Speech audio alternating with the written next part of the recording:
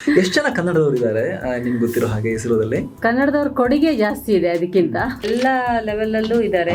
ಇಡೀ ಇಸ್ರೋದ ಮುಖ್ಯಸ್ಥರಾಗಿ UR ರಾವ್ ಇಂದಾನೇ ಶುರುವಾಗಿದ್ದು, ಅವರನ್ನ ಉಪಗ್ರಹದ ಪಿತಾಮಹ ಅಂತಾನೆ ಹೇಳ್ತಾರೆ. ಆಮೇಲೆ ಕಿರಣ್ ಕುಮಾರ್ ಸರ್ ಇದ್ದಾರೆ, SK ಶಿವಕುಮಾರ್ ಅಂತ ನಿರ್ದೇಶಕರಿದ್ರು. ಇವತ್ತು ರಾಮಕೃಷ್ಣ ಇದ್ದಾರೆ, ಅವರು ನಮ್ಮ ನಿರ್ದೇಶಕರಾಗಿದ್ದಾರೆ. ಹಾಗೆ ಸಾಕಷ್ಟು ಒಳ್ಳೆ ಒಳ್ಳೆ ಹುದ್ದೆಯಲ್ಲಿ ಇದ್ದಾರೆ. ಕಡಿಮೆ ಸಂಖ್ಯೆಯಲ್ಲಿ ಇದ್ರೂ ಅವರ ಕೊಡುಗೆ ಜಾಸ್ತಿ ಇದೆ. ಇವತ್ತು ನಾವು ಇಲ್ಲಿ ಬರೋಕ್ ಮುಂಚೆ ನಾವು ಸಂಪೂರ್ಣ ಕನ್ನಡದಲ್ಲಿ ಅತ್ಯಂತ ಮಹತ್ತರವಾಗಿರುವಂತಹ ವಿಜ್ಞಾನದ ವಿಷಯ ಶಾಕ್ ವೇವ್ ಅಂತ ಕನ್ನಡದಲ್ಲಿ ಮಾತಾಡೋರು ಅಂತ ನಾವು ಇವತ್ತು ಆ ಕಾರ್ಯಕ್ರಮ ರೂಪಿಸಿದ್ವಿ ನಾವೇ.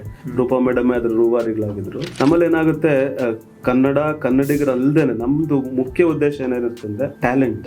ಇವತ್ತು ನಾವು ಕನ್ನಡ ರಾಜ್ಯೋತ್ಸವ ಕಾರ್ಯಕ್ರಮ ಮಾಡ್ತಿದ್ರೆ 30-35 ಮಂದಿ ನಾನ್ ಕನ್ನಡಿಗ ಅವ್ರು ಬಂದು ಕನ್ನಡ ಕಲಿತಿದ್ದಾರೆ. ಕನ್ನಡ ಕಲಿತರು, ನಾವು ಅದಕ್ಕೆ ಕನ್ನಡದ ಉಪನ್ಯಾಸಕರನ್ನ ನೇಮಿಸಿದ್ವಿ. ಗ್ರೇಟ್. ಇಸ್ರೋ ಒಳಗಡೆ ಕನ್ನಡ ಉಪನ್ಯಾಸಕರನ್ನ ನೇಮಿಸಿ 15 ದಿವಸ ಅವ್ರಿಗೆ ಭಾಷೆನ ಕಲಿಬೇಕು, ಮಾತಾಡಬೇಕು ಅಂತ.